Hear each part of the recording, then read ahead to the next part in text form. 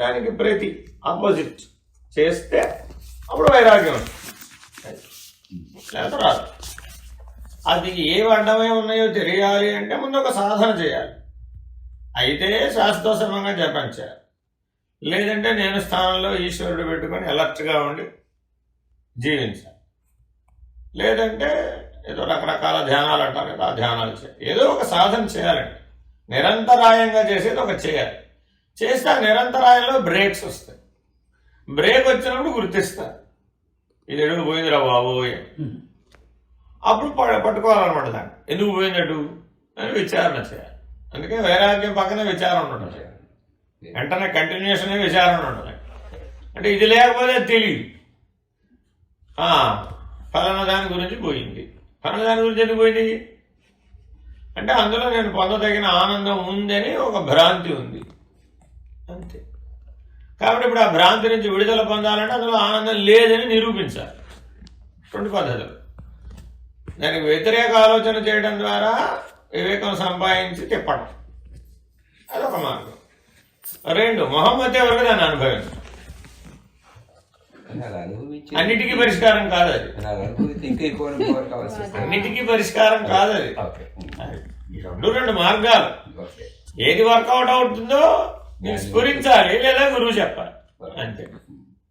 వేరే మార్గం లేదు. ఇవేవి అక్కడ శాస్త్రంలో ఉండవు, అక్కడ ఏం బుక్లో ఇవేవి ఉండవు. ఊరికే కథ ఉంటుంది, విషయం ఉంటుంది, వెళ్ళిపోతారు. మరి ఏం చేశారంటే అందుకని ఎన్లైటెడ్ మాస్టర్ లేకుండా ఇవేవి మీకు ఫలితాలని ఇవ్వవు అన్నమాట.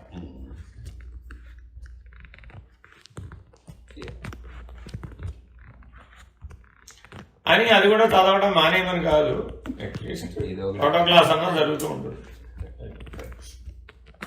ఒక సంతృప్తి ఉంటుంది మీకు మీ జీవితం మొత్తం మీద. నేను ఒక పుస్తకం కంప్లీట్ చేశాను.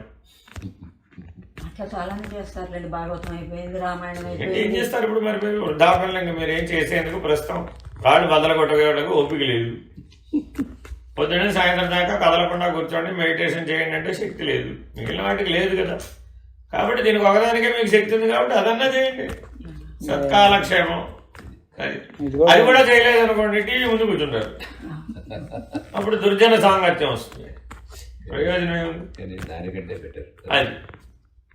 అంతేగాని అలా చదివితే గమనించారు. కాకపోతే ఏంటంటే ఈ పుస్తకం చదవక ముందు అదొకటి ఉందని, దాంట్లో ఇది ఉందని తెలియదు. ఇప్పుడు కొంచెం ఇది ఫలానా చెప్తా ఉందని తెలుస్తాను. పరిచయం ఇదంతా ఏమంటారంటే పరిచయం, పుస్తక పరిచయం అంటారు చూడండి.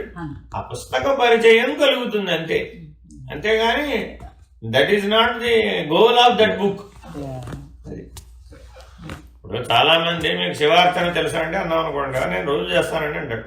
ఏం చేస్తున్నావా అని అడిగారు అనుకోండి, అప్పుడు ఏం చెప్తారు? ఆయన చేసేదే చెప్తాడు.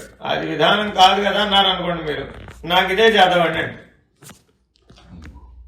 అది కాదా అంటే శివపురాణం దాన్ని కూడా ఒప్పుకుంటాడు.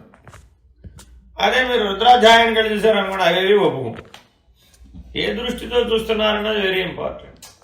అది శతరుద్రియం చదువుకున్న వాళ్ళు ఉన్నారు అనుకోండి, వాళ్ళు ఈ మనం చేసే ఈ అభిషేక విధానాన్ని ఒప్పుకోరు. ఇట్లా అంటే మీరు ఎంత డీపర్ సెన్స్కి వెళ్లే కొద్దీ ఈ పైన గ్రాస్ వాటికి ఏం విలువ ఉండదు.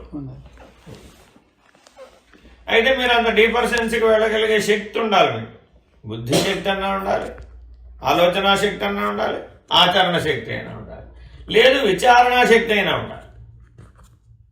వీటిలో ఏదో ఒకటి ఉంటే తప్ప అంత లోతుకు వెళ్ళలేము. అందుకని మనం కొటేషన్తో కాలం గడిపేస్తాం అన్నమాట.